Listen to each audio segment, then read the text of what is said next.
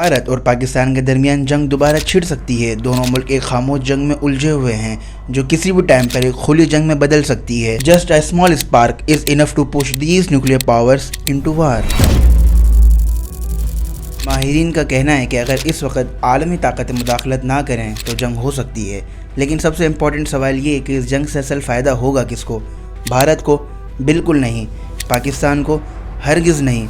तो फिर फ़ायदा होगा किसको? फ़ायदा होगा उन मुल्कों को जो दूर से बैठे हमारी तबाही का तमाशा देख रहे हैं। चाइना की अगर बात करें जो हर मोड़ पर छुपी हुई चालें चल रहा है। अमेरिका की बात की जाए तो जिसके लिए हर जंग एक नई आर्म्स डील है। और तो अगर हम फ्रांस की बात करें जहाँ से जेट और मिसाइल सिस्टम एक्सपोर्ट होने वाले हैं। सबसे पहले बात करते हैं चाइना की, बट इस दफ़ा हम बात करेंगे पाकिस्तान और भारत के पर्सपेक्टिव से। ये जंग सिर्फ एक मिलिट्री कॉन्फ्लिक्ट नहीं बल्कि चाइना की इकनॉमी और ग्लोबल मार्केट में अपनी प्रोडक्ट्स की अहमियत को बढ़ाने का एक बेहतरीन ज़रिया है। चाइना की बात की जाए अगर तो इंडियन पर्सपेक्टिव से तो चाइना के पास एक नहीं बल्कि 3 ऐसे रीजंस हैं जिससे वो पाकिस्तान और भारत को जंग में रखना चाहता है। आप लोग कमेंट में पूछेंगे कि चाइना भारत और पाकिस्तान को लड़वाना क्यों चाहता है। चलो मैं इसका सिंपल आपको आंसर देता हूँ। इसके 2 आंसर्स हैं, एक डोनाल्ड ट्रंप, दूसरा मैन्युफैक्चरिंग। ये बात तो हम सभी जानते हैं कि चाइना दुनिया का एक मैन्युफैक्चरिंग हब है। यहाँ लिटरली हर चीज़ बनाई जाती है इंक्लूडिंग कपड़े, electronics, pharmaceutical, defence equipment, mobile phones, laptop, car, steel, furniture, plastic, footwear, each and everything. And when it's come to the rare earth minerals, China is the world leader। लेकिन कुछ critical areas ऐसे हैं जहाँ China अपना shares नहीं खोना चाहता, जैसे कि electronics, cars, computers, phone, tablets and importantly semiconductors. ये वो कैटेगरीज हैं जो पूरी दुनिया में हर जगह बिकती है और इनकी डिमांड काफ़ी स्ट्रांग है। It's very important for China to keep its control in these areas. आप खुद सोचिए कि आप बिना स्मार्टफोन के रह सकते हैं? Answer is maybe no. Well, all roads to smartphone goes through China. China की मैन्युफैक्चरिंग और सप्लाई चेन दुनिया भर में स्मार्टफोन की प्रोडक्शन को कंट्रोल करती है। लेकिन फिर आया डोनाल्ड ट्रंप और उन्होंने चाइना के साथ शुरू करी एक ट्रेड वार जो कंपनीज़ के लिए भी एक बहुत बड़ा चैलेंज साबित हुई। अब चाइना में मैन्युफैक्चरिंग करने से उनके प्रॉफिट पर भी काफ़ी असर पड़ रहा था। और फिर आया कोविड। चाइना +1 स्ट्रेटजी के तहत कई कंपनीज़ अपना प्रोडक्शन शिफ्ट करने लगी।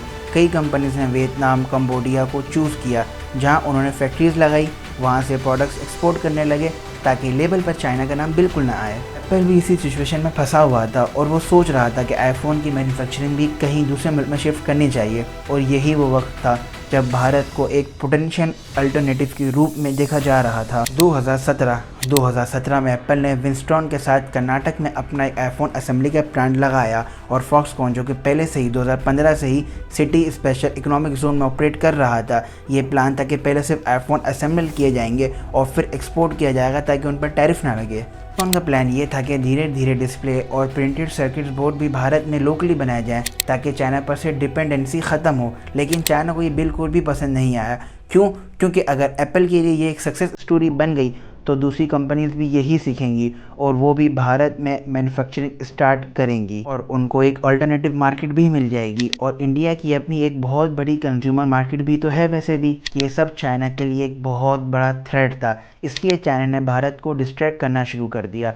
जंग के थ्रू, स्ट्राइक्स के थ्रू वो भारत को ग्लोबल ट्रेड और इकोनॉमिक स्टेबिलिटी से डिस्ट्रैक्ट रखना चाहता था जिससे उनकी मैन्युफैक्चरिंग लीडरशिप सिक्योर रहे। सोचिए ज़रा, 2020 के आसपास भारत इलेक्ट्रॉनिक्स मैन्युफैक्चरिंग में कोई बहुत बड़ा ग्लोबल लीडर नहीं था, लेकिन फिर भी एप्पल के पार्टनर विंस्टन ने कर्नाटक में एक प्लांट स्टैब्लिश किया और जहां से शुरुआत होने वाली थी वहीं पे प्रोटेस्ट, स्ट्राइक्स, वायलेंस देखने को मिलता है। Workers said their pay was late and their upset caused by a big fight at the factory. Result 430 crore का नुकसान। और आखिरकार विंस्टन ने अपना सारा ऑपरेशन टाटा को बेचा और क्विकली एग्जिट कर गया।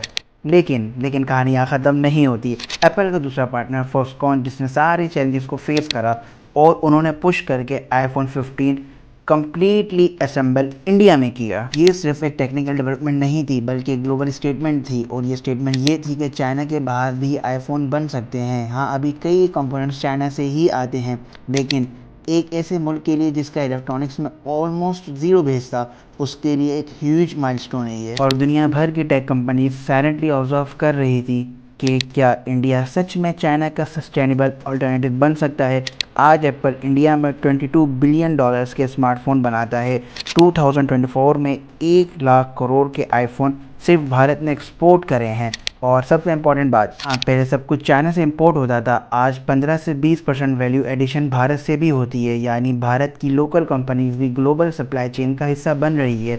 लेकिन ये बात चाइना को हज़म नहीं हुई। चाइना को डर था कि अगर तो ये स्टोरी 2 से 3 साल तक भी सक्सेसफुल रहती है तो बाकी कंपनीज भी सीधा चाइना वन प्लस से इंडियन फर्स्ट पे आ जाएगी, और इसी वजह से चाइना भारत को डिस्ट्रैक्ट रखना चाहता है। इसी वजह से चाइना एक अजीब सी स्ट्रेटेजी प्ले कर रहा है। वो कुछ इंपॉर्टेंट चीज़ों की एक्सपोर्ट भारत को देना बंद कर रहा है, जैसे कि high tech tools, trend engineers, ताकि आईफोन जैसे प्रोडक्ट्स टाइम पर रेडी ना हो सकें।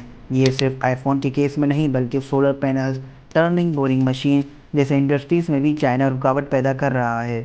तमिलनाडु फैक्ट्री में भी कुछ महीने पहले वर्कर्स ने प्रोटेस्ट शुरू कर दिया। वो डिमांड कर रहे थे कि उनकी सैलरी भी कोरियंस वर्कर की तरह हो। स्ट्राइक्स की वजह से प्रोडक्शन डिले होती रही और इसका सीधा सीधा असर ग्लोबल कंपनीज के परसेप्शन पे गया। उनके दिमाग में भारत की इमेज कुछ इस तरह से बनने लगी कि यहाँ काम करना बहुत मुश्किल है, यहाँ काम के बीच में हर वक्त कोई ना कोई तो इशू रहता ही है, जैसे कि कभी स्ट्राइक्स, कभी डिलेज, कभी धन्य। और बिल्कुल ये ग्लोबल ब्रांड के लिए एक रेड फ्लैग है। जी हाँ, चाइना बिल्कुल यही चाहता है कि भारत पाकिस्तान के साथ वॉर में इतना उलझा रहे कि वो अपनी इकोनॉमिक ग्रोथ पर ध्यान बिल्कुल ना दे सके। ट्रम्प ने जब टैरिफ लगाया तो उसके बाद चाइना को ऑलरेडी बहुत नुकसान हो रहा है, और अगर सब कुछ ऐसे ही चलता रहा तो अगले कुछ ही सालों में भारत चाइना का मेजर बिजनेस खा सकता है। अब हम बात करते हैं चाइना के दूसरे बड़े रीज़न की, जो कि है डेमोन्स्ट्रेशन। ऑपरेशन सिंदूर के जवाब में पाकिस्तान ने जब ऑपरेशन बयानुल मरसूर शुरू करा तो पूरी दुनिया ने देखा कैसे पाकिस्तान एयरफोर्स ने राफेल जेट्स को टारगेट किया, वो भी उन राफेल जेट्स को जिनको दुनिया के सबसे एडवांस 4.5 जनरेशन फाइटर जेट्स माना जाता है। यूरोप और फ्रेंच टेक्नोलॉजी के प्राइड को मिड एयर के अंदर डिस्ट्रॉय कर दिया। एक राफेल की कॉस्ट ऑलमोस्ट $228 मिलियन है, और जिन जेट्स ने इनको तबाह करा वो सिर्फ 30 से 40 मिलियन डॉलर्स के आते हैं। दैट मीन्स इंडिया ने सिर्फ 5 जेट्स में लगभग $1 बिलियन का नुकसान उठाया। पूरी दुनिया की मिलिट्री ने इसे देखा, एनालाइज करा और समझा कि कैसे चाइना के रिलेटिवली चीपर जेट्स ने अल्ट्रा एक्सपेंसिव वेस्टर्न जेट्स को टक्कर दी। इसके बाद चाइना ने तुरंत अपने डिफेंस प्रोडक्ट को ग्लोबल प्रमोट करना शुरू कर दिया।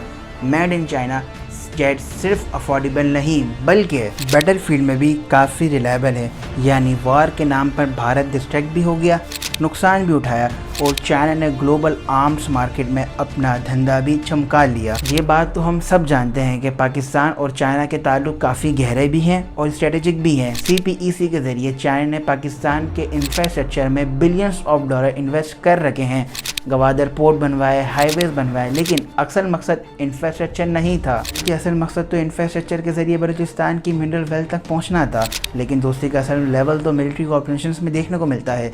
पाकिस्तान का 80% मिलिट्री नीड्स चाइना पूरी करता है, जिसमें submarines China, fighter jets China, J-10-7 China, JF-7 China, helicopters China, drones China, सब कुछ चाइना से। और 2025 में चाइना ने पाकिस्तान को दूसरी सबमरीन भी डिलीवर कर दी। ये सब कुछ सुनकर शायद आपको भी एक बात याद आती हो, और मुझे तो एक बात याद आ रही है, वो है world war 1 and world war 2 में अमेरिका ने दुनिया भर को वेपन बेचकर अपना एम्पायर खड़ा करा था। आज चाइना भी वही काम कर रहा है, लेकिन प्रॉब्लम ये है कि दुनिया अभी भी मेड इन चाइना को लोअर क्वालिटी एंड अनरिलायबल समझती है। इस इमेज को बेहतर करने के लिए पाकिस्तान और इंडिया की जंग से और क्या बेहतर हो सकता है, जिससे यानी एक तरफ भारत डिस्ट्रैक्ट भी होगा, दूसरी तरफ पाकिस्तान का ब्लड लूज होगा, और तीसरी तरफ चाइना साइलेंटली अपना ग्लोबल आर्म्स मार्केट कैप्चर करेगा। अमेरिका का कहना यह था कि इंडिया और पाकिस्तान का मसला काफ़ी पुराना है और ये दोनों मुल्कों के लीडर्स भी काफ़ी एक्सपीरियंस है, ये दोनों अपने मसले खुद हल कर लेंगे। Well, I'm very close to India and I'm very close to Pakistan, as you know. And they've had that fight for 1,000 years in Kashmir. Kashmir's been going on for 1,000 years, probably longer than that. And it was a bad one yesterday, though. That was a bad one. Over 30 people. Are you concerned that there's now tensions on the border between them? Are you concerned that, how are you concerned about that? Well, there have been tensions on that border for 1,500 years. So, you know, the same as it's been. But they'll get it figured out one way or the other. I'm sure that I know both leaders. There's great tension between Pakistan and India, but there always has been. लेकिन जब America America ने देखा कि China की advance technology और high and military equipment दुनिया के front पर आ रहे हैं, तो पूरी दुनिया की नज़र चाइना पर ही थी। तब में अमेरिका का रोल काफ़ी क्रिटिकल हो गया। अगर चाइना का वेपन और टेक्नोलॉजीज इतनी एडवांस हो गई हैं तो फिर अमेरिका का आर्म्ड सेल का फ्यूचर क्या होगा। हाल ही में ट्रम्प ने अपने सऊदी अरब के विजिट के दौरान 142 बिलियन का आर्म डील फाइनलाइज किया है। ये डील एक क्लियर इंडिकेशन है कि ग्लोबल डिफेंस मार्केट में अब एक कॉम्प्लेक्स डायनामिक में कन्वर्ट हो गई है, जहां एक ट्रेडिशनल पावर और न्यू इमर्जिंग प्लेयर्स दोनों अपने इंटरेस्ट को सिक्योर करने के लिए कंपटीशन में हैं।